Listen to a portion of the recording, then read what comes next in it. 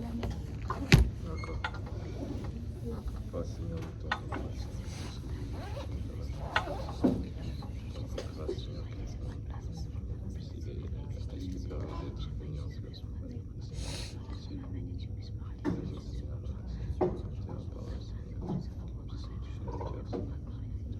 C'est cette exécution contre tes grâces, Seigneur. Au nom de Jésus, amen. Est-ce que quelqu'un se rappelle ce qu'on a parlé la dernière fois?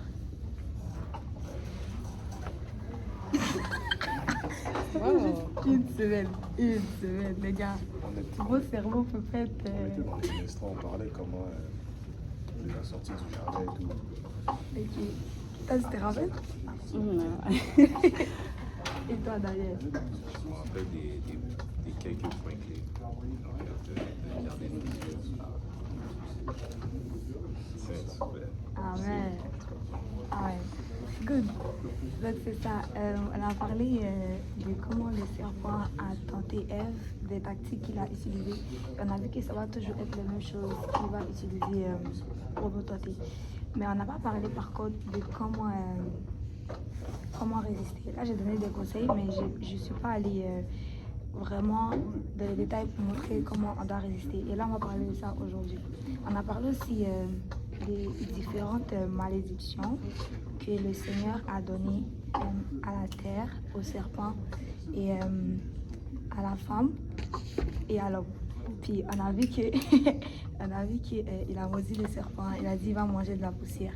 Et je ne sais pas si vous connaissez l'expression, quand on dit à quelqu'un je te fais manger de la poussière, c'est que on va te battre là, genre tu vas donner le point. Donc c'est exactement ça. Donc le diable va toujours manger de la poussière, genre il est toujours vaincu. C'est seulement si tu lui donnes la place et l'autorité dans ta vie qui va te dominer. Sinon, il va toujours manger de la poussière, il est toujours vaincu. Il faut juste réaliser qui tu es. On a vu aussi par rapport à la femme, elle va souffrir de grossesse, de l'enfantement. Puis aussi, ses désirs vont se porter vers son mari, puis il va dominer sur elle. Puis, je parlais un peu, mais c'est pas là. Mais les filles, quand je dis les désirs vont se porter sur le mari, je dis les désirs, pas les besoins. Et je sais que les filles, tu veux voir quelque chose, tu vas juste voir. Peut-être tu veux le tote bag de Mac Jacob à $700 là et le mari ne veut pas acheter. C'est juste un désir. Faut pas être. On doit être des Proverbes 31. Proverbes 31, on voit pas qu'elle boude ou bien elle fait des caprices illicites. On doit être des femmes selon le cœur de Dieu. Puis aussi, il dominera sur elle. Puis ici, j'ai parlé aussi au gars pour dire dominer, on doit dominer. Vous devez dominer comme Christ. Vous devez dominer comme Christ. Puis aussi, généralement, les filles sont sensibles à ce qu'on leur dit. Genre, une fille, tu vas lui parler pour la voir. Puis je sais que, je vais pas dire, vous êtes parfait. Vous êtes parfait. Mais généralement, les gars aiment ce sentiment de à quel point je peux la voir. Genre, tu vas juste parler, peut-être t'es pas intéressé, mais tu vas juste parler pour savoir comme est-ce que tu peux gagner le cœur de cette fille-là. Et on doit faire, les hommes doivent faire attention à ce qu'ils disent. Genre, c'est vraiment dans le cas du mariage, le mari est censé parler à sa femme, donner des bonnes paroles. Puis une fille, elle peut être indicible, si tu sors dehors, tout le monde te dit t'es belle, t'es indice. Mais si le gars, il a pas dit, tu vas juste te sentir comme. Donc c'est ça, c'est dans ce sens-là. Devenez comme Christ, puis soyez de bons maris pour vos femmes. Puis aussi, faites attention à ce que vous dites aux filles que vous n'êtes pas intéressées. Parce que ça peut... Imagine, tu pries, Dieu ne répond pas à tes prières parce que tu as brisé le cœur d'une de ces filles là-bas à cause de dire n'importe quoi. Donc c'est ça, faites attention, puis c'est ça. C'est ça, il a maudit aussi la terre, puis l'homme maintenant doit travailler pour pouvoir avoir ce qu'il veut manger. Et je pense que c'est plus ou moins ça. Après, il les a chassés du jardin et on a vu qu'il a mis des anges qui agitent une épée flamboyante. Et cette épée-là, on a vu que c'est la parole de Dieu. Aujourd'hui, si on veut accéder au jardin qui est rendu spirituel, si on veut accéder à l'arbre de la vie, on doit se laisser traverser par cette épée. On doit laisser la Bible couper des choses qu'on n'aime pas. Souvent, tu vas lire la Bible, ça ne te plaît pas, mais il faut le faire parce que tu dois passer au travail de cette épée-là si tu veux accéder à l'arbre de la vie. Donc c'est ça. On va revenir, on va relire Genèse 3 à partir du verset 6 et après on va aller dans Matthieu 4.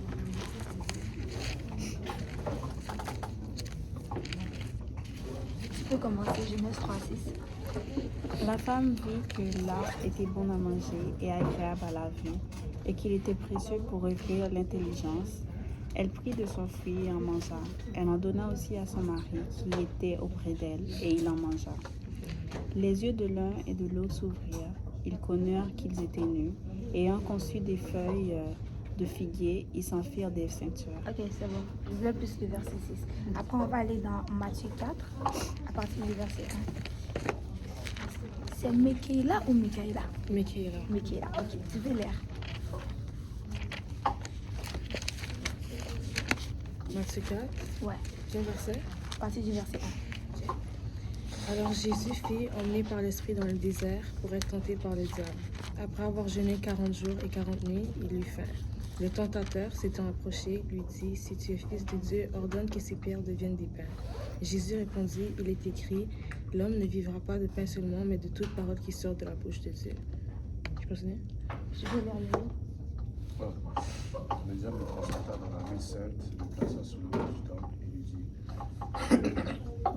si tu es fils de Dieu, jette-toi en bas vers le pied, il donnera les ordres à ses anges, à son sujet, et ils te porteront sur les mains, de peur que ton pied ne perde contre les pierres.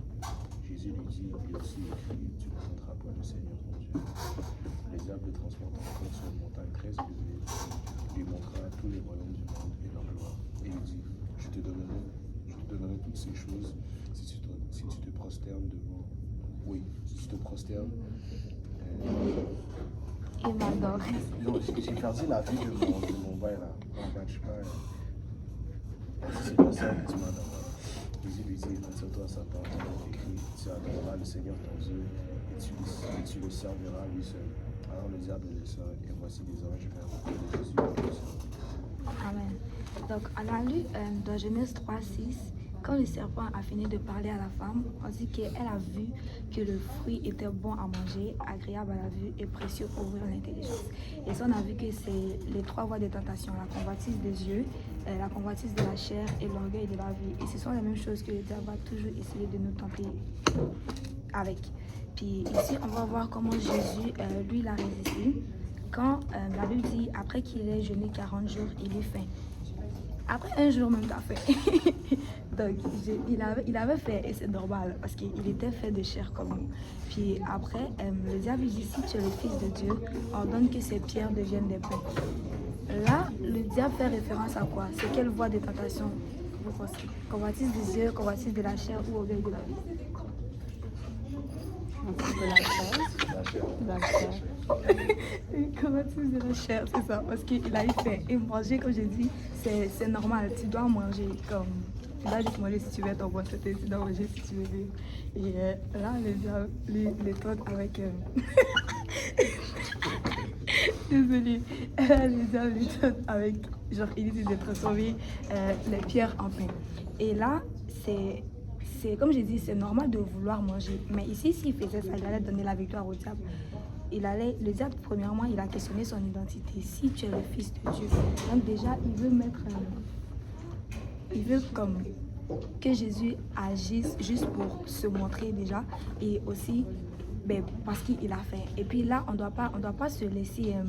dominé par notre chair. Mais Jésus lui répond, il est écrit, l'homme ne vivra pas de pain seulement, mais de toute parole qui sort de la bouche de Dieu. Là, il répond avec la parole.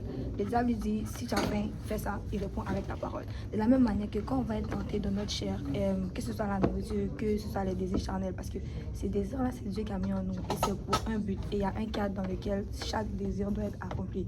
Mais quand ça vient au mauvais moment, tu dois parler, genre... Il y a la puissance dans la parole, que ce soit la parole de Dieu ou même la parole des hommes. C'est pour ça, généralement, quand les parents vont maudire les enfants, souvent ça va agir parce qu'il y a la puissance dans la parole.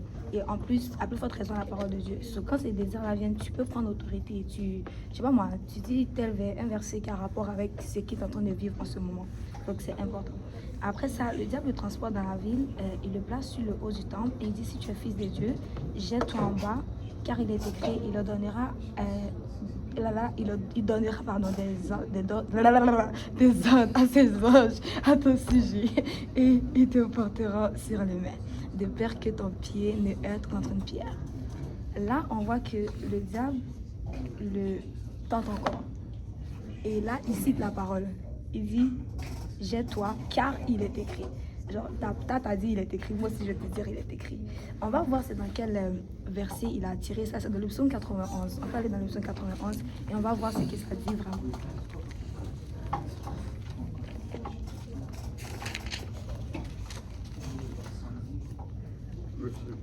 Psaume 91, le verset 11. Ouais. Car il ordonna à ses anges de placer toutes ses lois, porteront sur les gens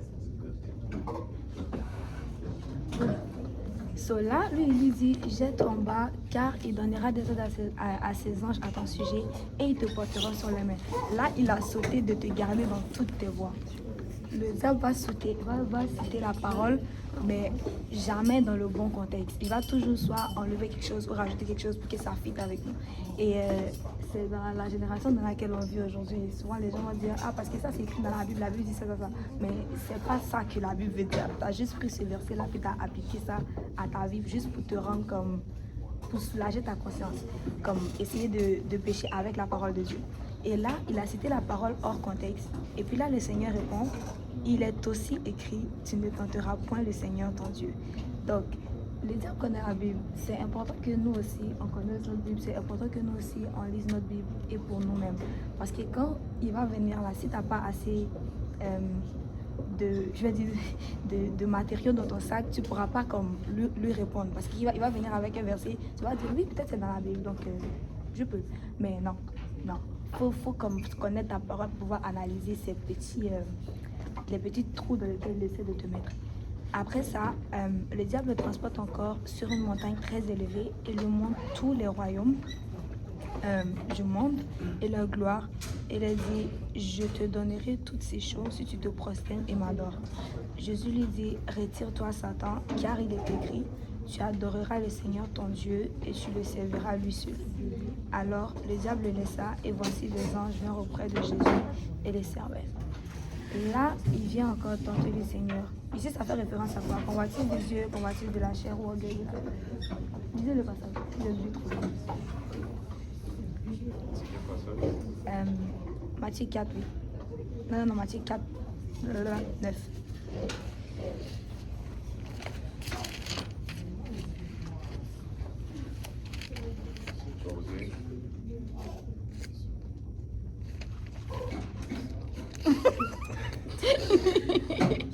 C'est quoi le verset de... Oh, tu vois, je l'ai lu. Oui, ici. Il dit, je te donnerai toutes ces choses si tu te prosterneras et m'adores. Je pense avant, le verset 8 aussi. Le diable me transporta encore sur une montagne très élevée. Il montra les royaumes du monde et leur gloire. Il dit, je te donnerai toutes ces choses si tu te prosternes et m'adores. Là, ça fait référence à quoi? À l'orgueil? Ah, c'est ça, les yeux. Exactement. Il dit, je te mets, il a mis très haut, il a dit, tu vois tout ça là, je te donne encore une fois la convoitise des yeux. Et les gars, tu vois, moi aussi, quand il a dit que tout ceci m'appartient, parce que quand Adam a péché dans le jardin, il a littéralement cédé toute l'autorité de la terre, en tout cas, à Satan. Et là, quand les gens disaient, ben, si tu te procèdes de ma dose, je te donne, ben, il disait, si Jésus se procédait, il allait lui donner.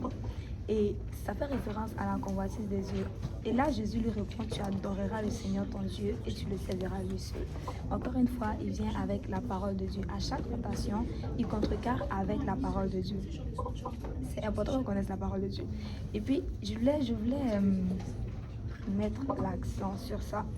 On va dire, par rapport à l'orgueil de la vie, on a tous un brin d'orgueil en nous. Veut pas. Si j'ai dit ça à quelqu'un une fois, la personne était fâchée. On a tous un brin d'orgueil en nous. Genre, tu vas, ça peut, souvent peut-être, ils vont marcher sur ton pied, tu vas être comme, ils sont qui, ils savent pas qui je suis, ils marchent sur mon pied. Ça dépend comme chacun, ces choses où tu sais que ça suscite ton orgueil là. Et Je sais pourquoi il a dit la gloire lui revient. Il sait pourquoi il a dit la gloire revient à Dieu. Lui-même ne peut juste pas dealer avec la gloire. La gloire revient à Dieu. Et pour ma petite expérience, ben, j'étais danseuse avant. Puis danser sur le stage, la foule, on crie ton nom, on prend photo avec toi, tu te sens, t'es bien là. Mais après, genre, personnellement, après, c'était dépression. Je finis de danser, j'arrive à la maison, j'ai la dépression, soit je me mutile avant d'aller faire un autre spectacle. Tu vas me demander pourquoi. C'est juste parce que le diable ne peut pas te donner un cadeau juste normal. Genre, littéralement, chaque cadeau qu'il va te donner, c'est empoisonné. Parce que tu vas être peut-être devant le monde, tu as la gloire, puis t'es... C'est pour ça que même les stars du monde, là, on ne connaît pas ils sont dans le secret. Comme on va regarder peut-être Rihanna, on va dire que elle est trop. Mais tu ne sais pas ce qu'elle vit qu'elle est seule à la maison. Parce que le diable ne peut pas te donner une gloire sans quelque chose en bas. Il y a toujours un stress, un sentiment, tu ne sais pas, parce que tu n'es pas en sécurité, parce que tu n'es pas censé dealer avec cette chose-là. La gloire, ça revient à Dieu et tout court. C'est pourquoi j'étais choquée. J'étais choquée quand j'arrive à l'église et puis là, peu importe ce qu'on dit à quelqu'un, la personne va dire gloire à Dieu. Je suis comme, on dit pas merci. Mais non, dis pas merci, dis gloire à Dieu. C'est quoi? Est-ce que dire merci c'est mal? Mais dire merci c'est pas mal. Mais parce qu'on veut toujours ramener la gloire à Dieu, que tout ce qu'on fait, ça puisse aller à lui. Parce que chaque chose que tu vas faire, et chaque chose que tu vas faire, il faut toujours essayer de ramener, si tu veux, la balle à Dieu. Parce que si ça reste avec toi, tu ne peux pas dealer avec ça. Tu vas te détruire littéralement avec ça. Donc c'est ça, la gloire revient à Dieu. Puis il faut répondre, il est écrit. Il faut connaître la parole. La parole de Dieu est importante. Il y a un verset qui dit, je sais ta parole dans mon cœur afin de ne pas pécher contre toi. Et c'est littéralement ça. Si on est censé lire notre Bible tous les jours, là, mais je sais qu'on le fait pas. Souvent tu vas aller sortir, tu ne vas pas lire ta Bible. Mais quand tu lis ta Bible, quand tu es vraiment focus dans tes bails spirituellement, tu vas voir que c'est facile de résister à la tentation. Si tu sors juste, tu ne lis pas ta Bible, tu connais bien. On va dire que tu connais pas, peut-être tu connais quelques versets parce que tu étais à l'église et tout. Mais dans cette situation-là précise, à ce moment précis, peut-être tu vas juste pas savoir comment réagir. Peut-être c'est peut-être le verset que tu aurais dû lire le matin, tu sais pas. Donc faisons attention, lisons notre Bible et c'est ça quoi. Lisons notre Bible. C'est important de savoir ce qui est écrit. Donc on va revenir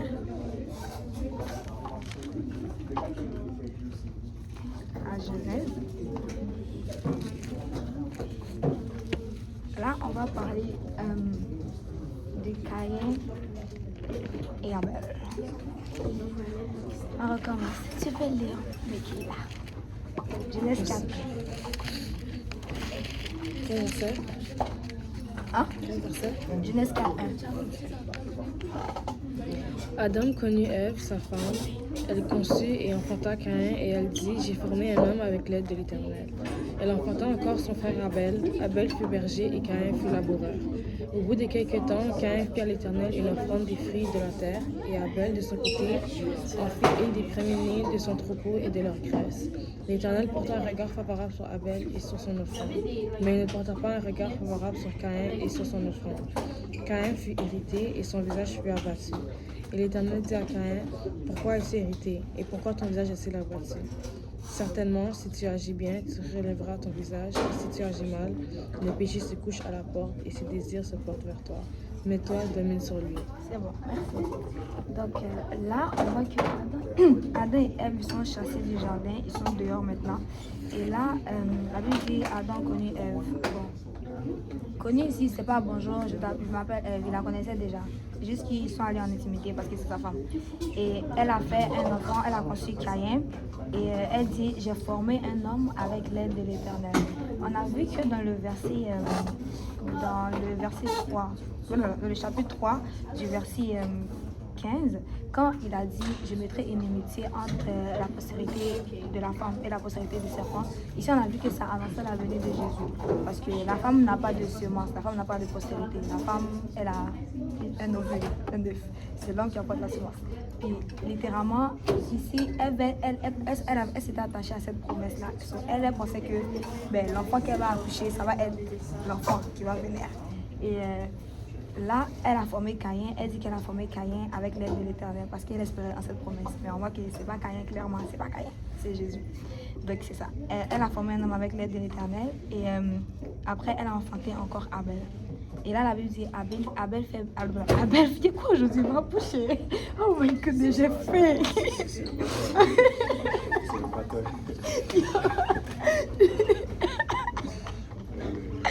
Oh my goodness. Ah. Attends, je vais voir tes lèvres. Excusez-moi. Ah, ça, c'est pas à toi. Non. C'est vrai que ça marche pas. On va faire ici. Bon. Abel fut berger et Caïn fut laboureur. Il faut savoir que déjà en leur temps, ils ne mangeaient pas des animaux. Ils mangeaient que justement la végétation, les fruits, les légumes et tout. Et là, Abel a été berger. C'est-à-dire littéralement, Abel a consacré sa vie à travailler pour Dieu. Parce que ici, la seule raison pour laquelle il a été berger, c'est pour pouvoir élever des animaux, pour pouvoir faire des sacrifices. Parce que vu qu'il ne mangeait pas des animaux, pourquoi tu vas être berger? Et il sait que pour pouvoir offrir à Dieu, il faut le sang d'un animal. Parce qu'on voit que quand le Seigneur les a chassés du jardin, il a littéralement tué un animal pour pouvoir faire des habits de peau pour les revêtir. Cela, c'est sûr que Adam et Ève, ils ont enseigné ça à leurs enfants. Le Seigneur a fait un sacrifice devant nous et Dieu, il a fait le sacrifice de sang. La Bible dit littéralement aussi dans un verset, sans effusion de sang, il n'y a pas de pardon de péché. Donc, il savait que ça prenait le sang si on veut faire un sacrifice à Dieu. Cela, Abel, lui, s'est dédié à être berger, il s'est dédié à travailler pour pouvoir rendre gloire à Dieu.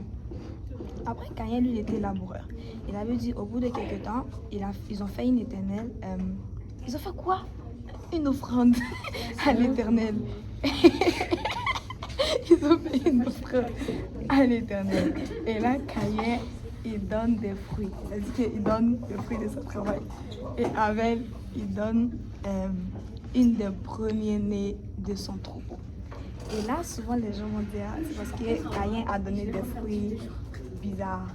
Et Abel a donné, comme on précise, un des premiers-nés de son troupeau. La Bible ne dit pas clairement que c'est pour ça que l'Éternel a refusé l'autel de Caïn. Parce que comme j'ai dit, Adam et Ève, c'est ceux qu'ils avaient enseigné à leurs enfants comment faire un sacrifice. Et là, Caïn lui a dit, moi je suis laboureur, je vais donner à Dieu ce que j'ai, je vais donner à Dieu. De toute façon, c'est ça que je fais là, je vais juste donner ce que j'ai. Comme ce qu'on entend aujourd'hui. Je vais donner à Dieu ce que j'ai. Le Seigneur va prendre ce que j'ai. Dieu, déjà, il est roi, il est souverain. On donne à Dieu ce qu'il demande, pas ce qu'on a. Genre, si ça prend telle chose, si c'est ce que Dieu demande, juste donne-lui ce qu'il demande. Comme, il y a quelqu'un qui a dit, on a demandé c'est quoi un cadeau. Puis là, la maison a répondu, un cadeau c'est quelque chose qu'on te donne et que tu aimes. Et là, la personne qui a posé la question a dit, le cadeau, c'est pas que tu n'aimes pas forcément, tu as juste donné un cadeau et tu le prends, puis c'est tout là. Mais sauf que, avec Dieu, tu lui donnes ce que lui il aime. Tu vas pas juste comme, imagine moi par exemple, j'aime pas la poutine, puis là tu viens t'acheter de la poutine pour moi. Je vais pas dire j'aime pas la poutine, tu vas me regarder comme ça déjà. Mais je mange pas beaucoup parce que c'est gras. Bref. C'est ça, j'aime pas la poutine, t'achètes de poutine pour moi. Ok, tu m'as fait un cadeau, mais je vais pas manger parce que j'aime pas. So, tu vas pas donner à Dieu quelque chose qu'il n'aime pas parce que c'est ce que tu as. Ça marche pas comme ça. Tu donnes à Dieu ce qu'il demande. Et là, après ça, Abel a donné l'offrande que Dieu voulait, c'est-à-dire une offrande où il y avait le sang. Et là, le Seigneur a accepté une offrande de l'Abel. Et après, maintenant, la Bible dit que Caïn était irrité.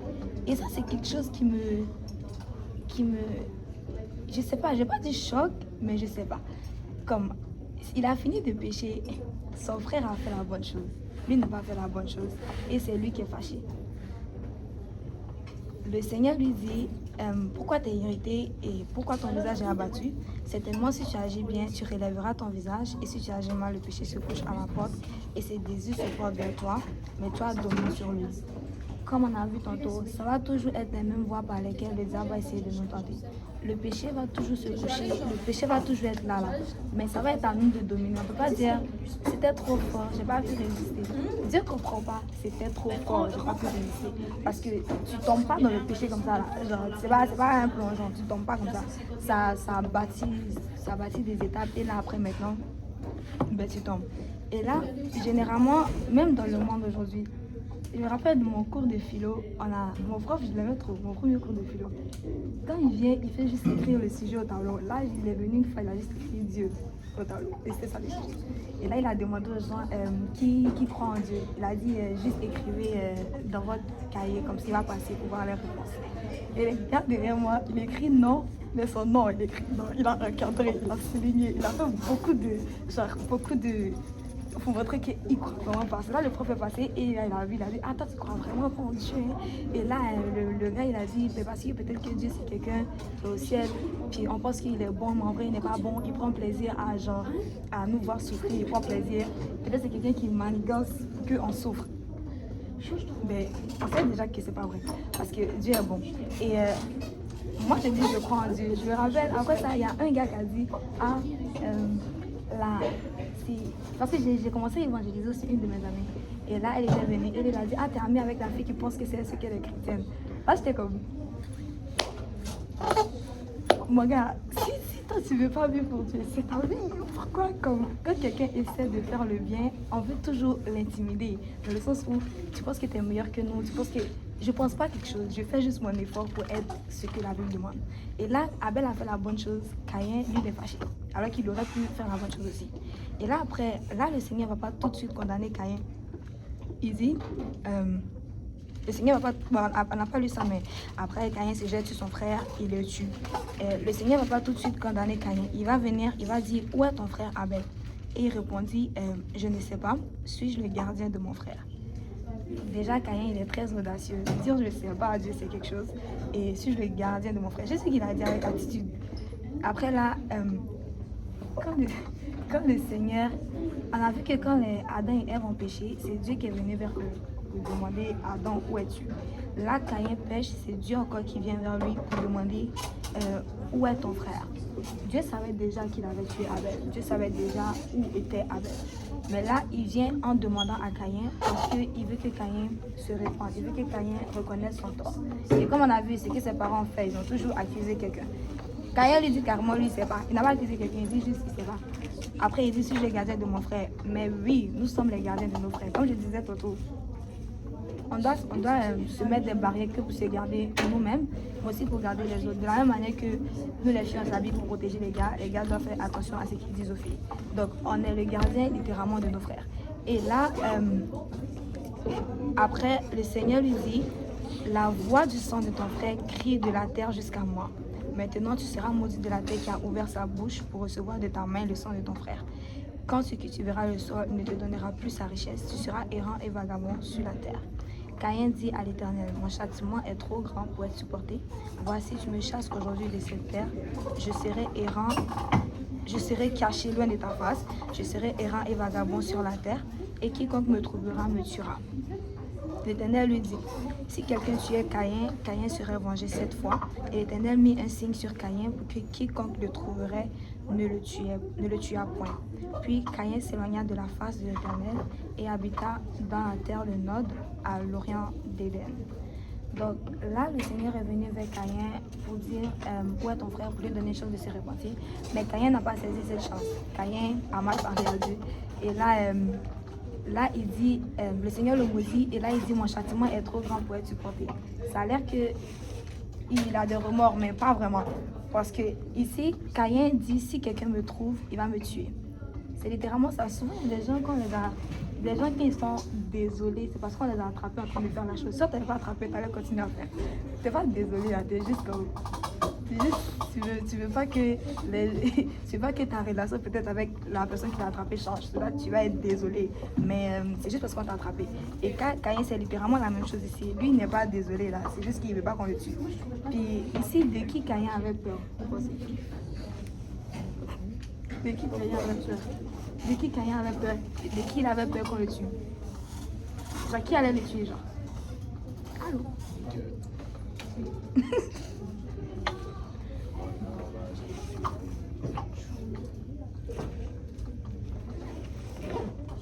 On est à Genèse 4, à la fin de parler de Caïn et Abel.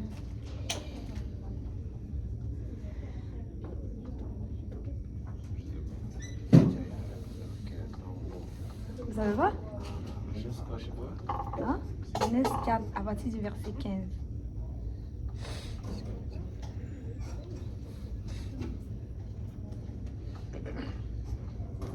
pas. Vous savez pas?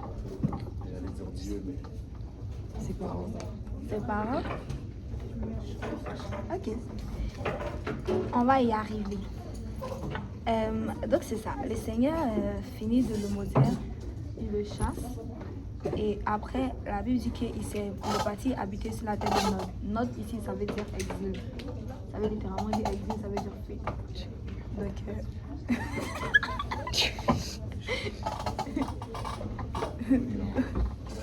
Approche-toi aussi. allô? Chill.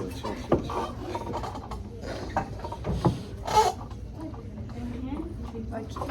Il est parti sur la terre de Nod. Nod, ça veut dire exil, ça veut dire fuite. Donc là, le Seigneur a chassé Caïn. Caïn est parti, puis on n'a pas entendu parler de lui. On va voir maintenant la génération de Caïn. On va au verset 17. Qui a lu tantôt? C'est toi, hein? Ouais. On est à Genèse 4, verset 17. Attends qu'il y a lu alors. C'est ce mec-là a lu au début. Ouais, c'est ça, c'est mec-là. Non, c'est tout.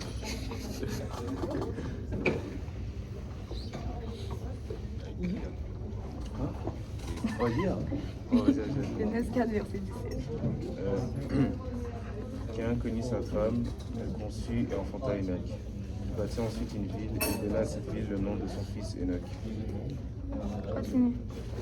Enoch engendra Irad, Irad engendra Méhujaël, Méhujaël engendra Métushaël, Métushaël engendra Lémec.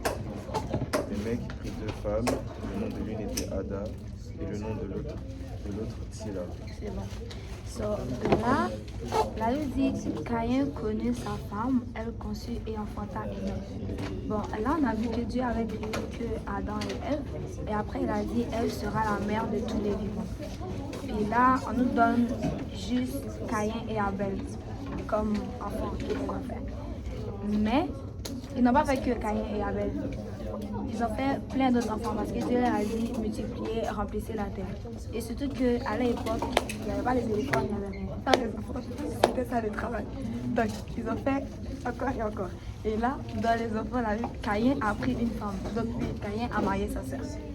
On ne fait pas ça aujourd'hui là parce que.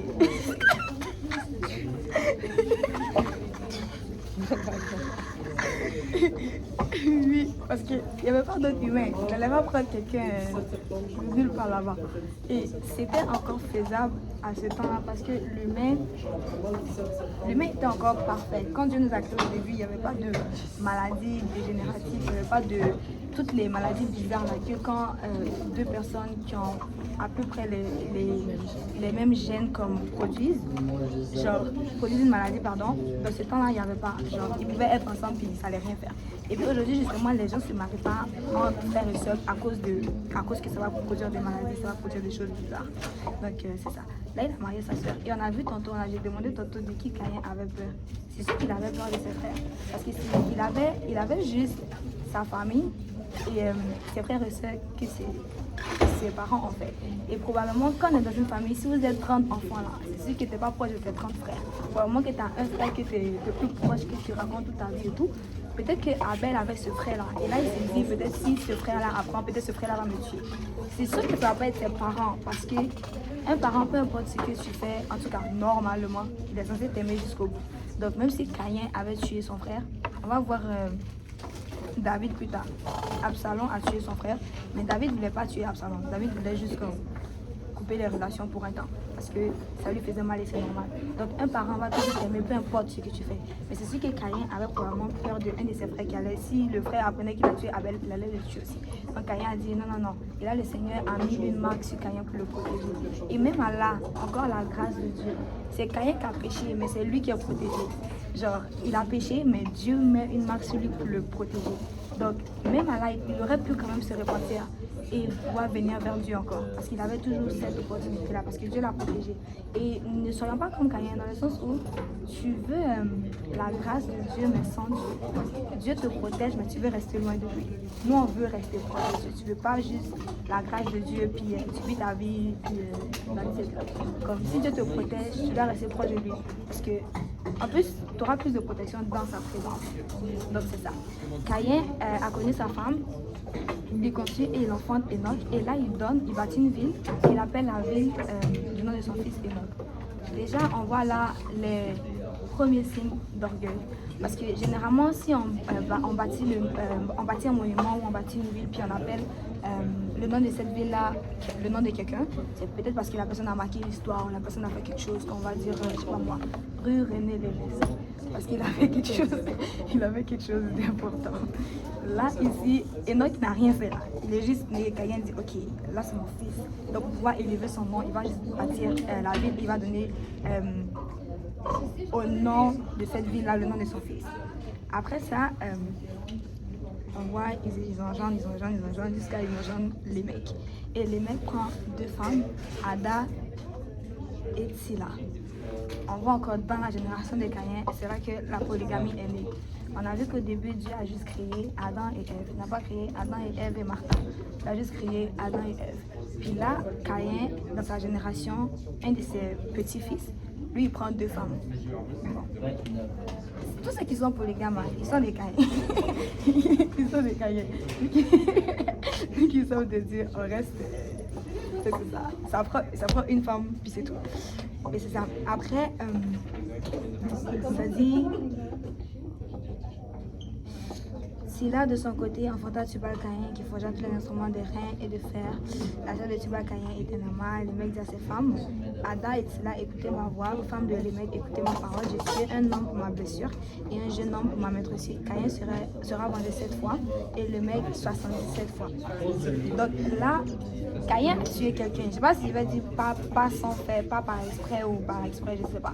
Mais Caïn a tué quelqu'un. Et là, dans sa génération, quand il y a quelqu'un d'autre qui vient tuer, et là, on ne sait pas s'il a tué un homme ou deux hommes, mais ça importe peu. Et là, il finit de tuer. Il dit que vu que le Seigneur a protégé Caïn et lui dit il sera vengé 7 fois, lui il sera vengé 77 fois. Donc en gros, il est en train de se dire il est plus important que Caïn. Donc on voit toujours là cette aura d'orgueil, de sentiment de fierté genre dans la génération des Caïn. Après, la Bible dit Adam connut sa femme, elle enfanta un fils et l'appela du nom de Seth. Car, dit-elle, Dieu m'a donné un autre fils à la place d'Abel que Caïn a tué. Seth eut un fils et il l'appela du nom d'Enoch. C'est alors qu'on commença à invoquer le nom de l'Éternel. Donc, Adam et Ève font un autre enfant qu'ils appellent Seth. Et probablement que Seth ressemblait un peu à Abel, pas physiquement là, mais dans le sens où il sait quoi faire pour pouvoir servir Dieu, il sait quoi faire pour pouvoir donner gloire à Dieu. So, vu qu'ils ont vu ça, elle a appelé son fils le nom de Seth pour dire il m'a donné ce fils en remplacement d'Abel, que Caïn a tué. Et là, Seth, il a un fils et il s'appelle Enoch. Et la Bible dit c'est alors qu'on commença à invoquer le nom de l'Éternel. Donc tout ce temps, peut-être les gens faisaient des sacrifices, ils faisaient des affaires, mais c'est littéralement à ce moment-là que les gens ont littéralement commencé à prier sur la face de la terre. Parce qu'Enoch, sa relation avec Dieu était telle qu'il ne pouvait pas la contenir, il a juste propagé autour de lui et les gens commençaient à invoquer le nom de l'Éternel. Donc c'est ce qu'on doit être. Soyons des Enoch.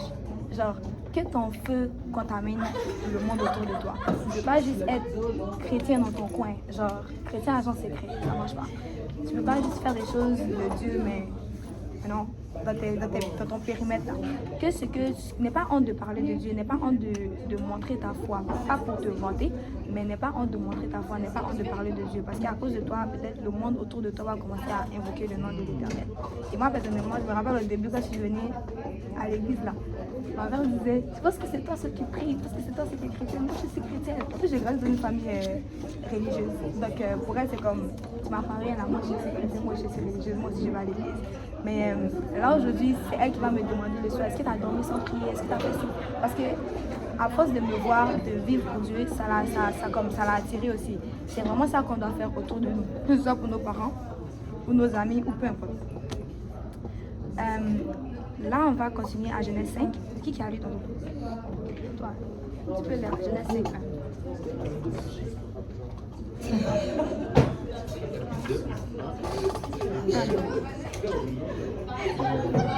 Voici le livre de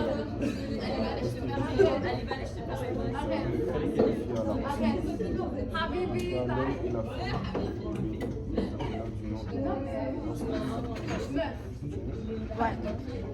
Adam, âgé de 130 ans, engendra un fils à sa ressemblance, Ishmaël, et lui donna le nom de son fils.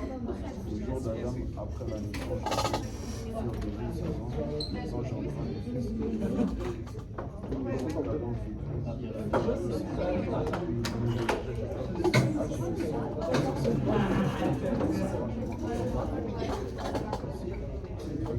la naissance de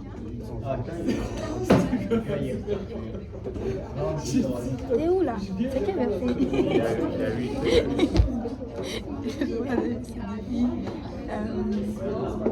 Tu peux continuer. Verset 9. C'est 9. âgé de 90 ans, engendra Kenan. Kenan vécut après la naissance de Kenan 815 ans, et il engendra des fils et des filles. Tous les jours de l'âge de 950, puis il mourut. Kenan, âgé de 70 ans, engendra Mahalaleel. Kenan vécut après la naissance de Mahalaleel 840 ans, et il engendra des fils. Tous les jours de Kenan furent 910 ans. Malaël, 35 ans, engendra Jéred. Malaël vécut après la naissance de Jéred 830 ans, et il engendra des fils. Tous les jours de Malaël furent 895 ans. Ok, attends. Merci. Amène-le à Bakou.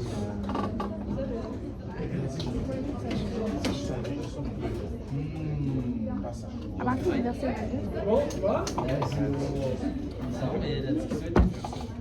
Et donc, après la naissance de Sushila, avec Dieu, 300 ans, les jours de 365 ans, Enoch marcha avec Dieu, parce que Dieu Sushila, âgé de 127 ans, engendra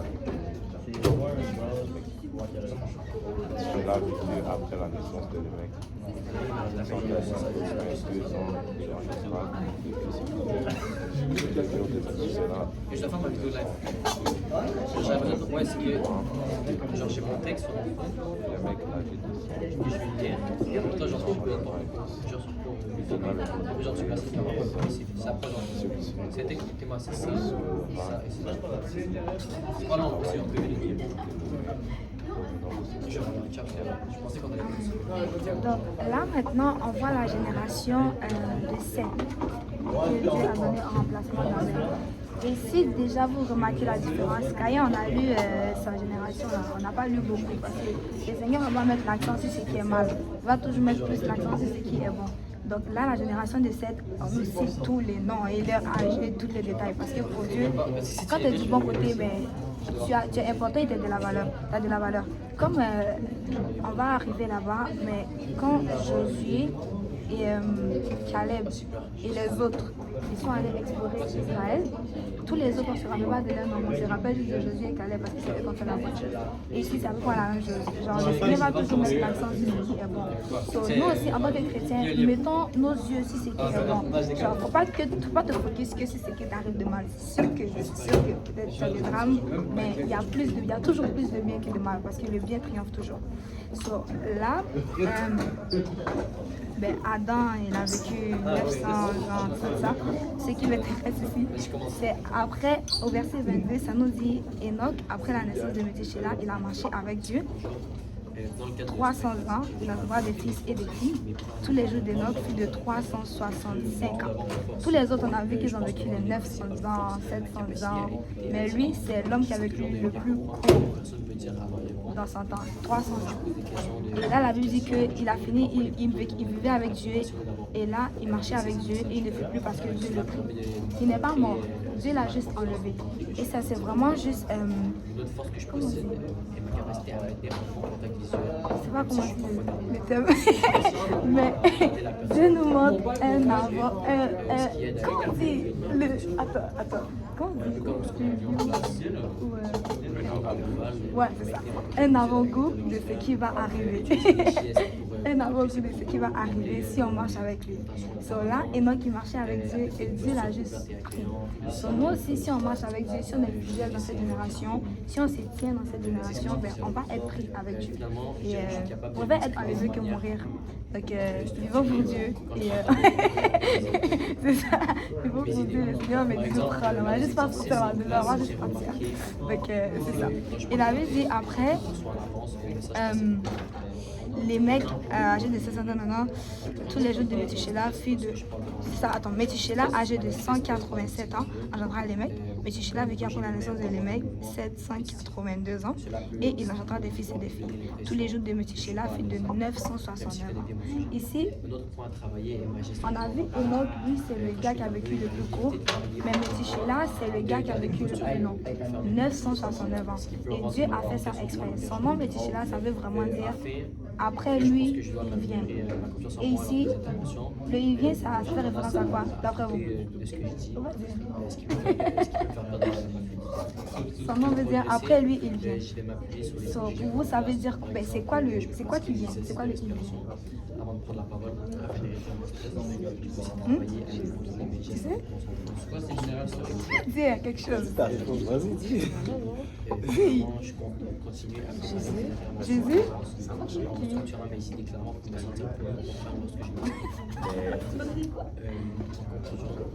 Même si j'ai des difficultés liées au stress et à la médicament, je sais que j'ai aussi des... Ok, mais genre, le lien, c'est genre juste après ou... Ouais, après lui, il vient. Ça veut dire quand il va mourir, quelque chose va venir.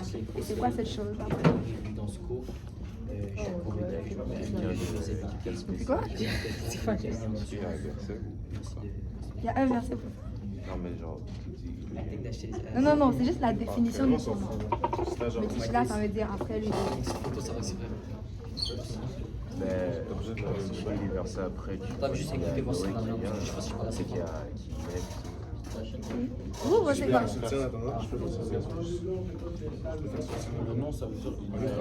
Après lui, il vient. Comme quand il va mourir, quelque chose va venir. Les gars, il n'y a pas de mauvaise réponse. Dites quelque chose.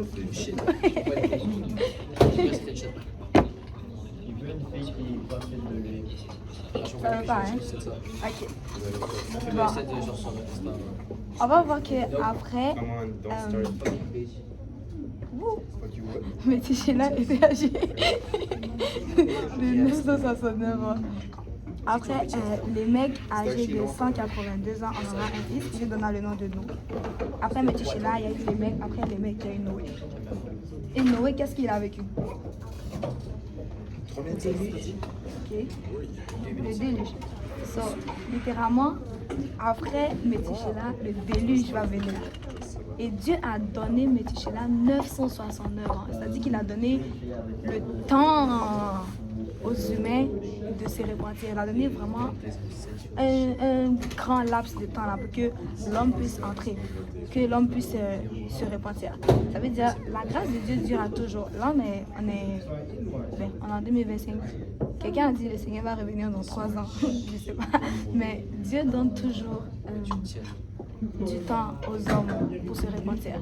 On ne peut pas juste vivre comme on veut, puis là, espérer être dans l'âge. Tu ne vas pas tomber au paradis par accident, parce que tu as fait des affaires que tu vas arriver au paradis. Et là, Dieu a donné du temps aux gens de cette génération de se repentir. Et littéralement, le temps du déluge, on va plus aller là-bas la semaine prochaine, mais le temps du déluge, c'est vraiment comme un temps comme le nôtre. Parce qu'il faut savoir qu'il n'y avait jamais plus sur la terre. Donc quand tu disais déluge, c'est quoi la pluie, c'est quoi le déluge? Et c'est pas. De la même manière qu'aujourd'hui, quand tu parles de Jésus à quelqu'un, la personne va te dire ça fait 2000 ans, on dit Jésus. Genre, ça paraît irréaliste, ça paraît comme ça fait juste pas de sens en fait, parce que déjà le monde ne comprend pas les choses spirituelles. So, là, le déluge pour eux en ce temps, c'était comme, il n'y a jamais eu de pluie, c'est de quoi tu parles en fait. So, de la même manière que quand nous chrétiens, on va essayer de parler, on va parler de nos choses, bon, les gens vont nous trouver, les gens vont penser qu'on est fous, parce que ce que tu dis, ça ne veut pas descendre. Jésus, c'est qui? Jésus, c'est juste. Donc, c'est ça. Et là, après, on est touché là, Dieu a envoyé le déluge. Ça veut dire qu'après, il y a eu Noé. Et Noé engendra des fils et des filles. Non. Tous les jours de Lémec, fut de 777 ans, puis il mourut. Noé, âgé de 500 ans, engendra Sem, Cham et Japhet. Ça, c'était les 3 fils de Noé. Là, je ne vais pas rentrer dans le déluge, mais on va lire à partir du verset 6 au début. Ouais, chapitre 6, verset 1.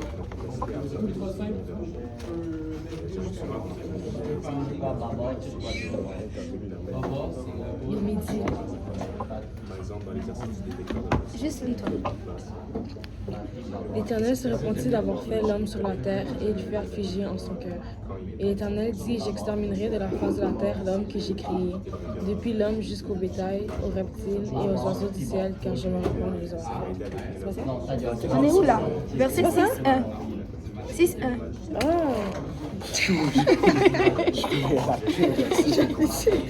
Lorsque les hommes eurent... C'est ça, chapitre 6, okay.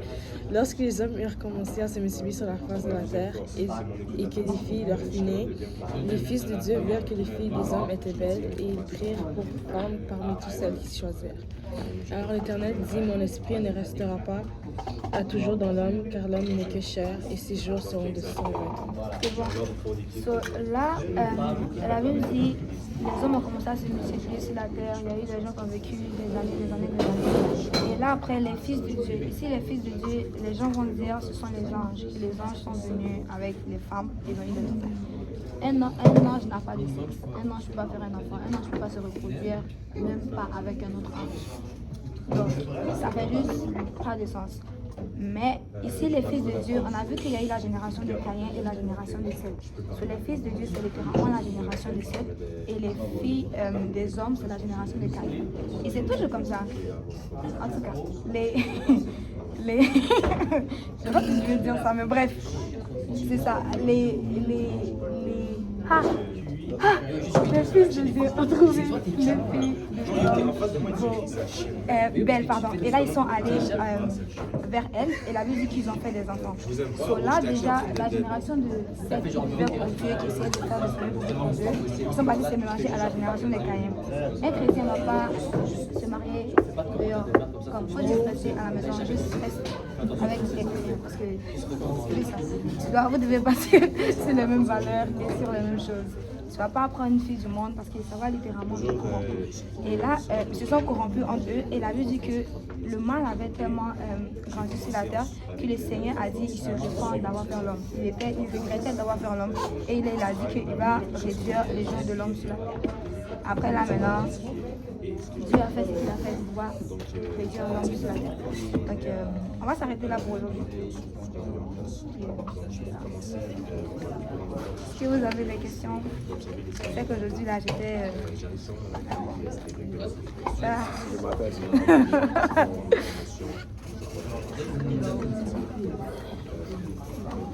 On va prier pour conclure. Tu peux prier, Yo. Merci Seigneur, les autres se passent juste en même temps de merci Seigneur, c'est sur ça que nous avons réussi merci que c'est la parole qu'on a reçue, c'est la bonne parole qu'on a reçue, que ça reste dans le cœur, que ça plante sur dans le cœur comme un sol fertile, Seigneur, qu'on se partage de ce qu'on a reçu à quelqu'un d'autre qui a besoin d'être et pour le restant de cette journée, Seigneur, au nom de Jésus. Au nom de Jésus.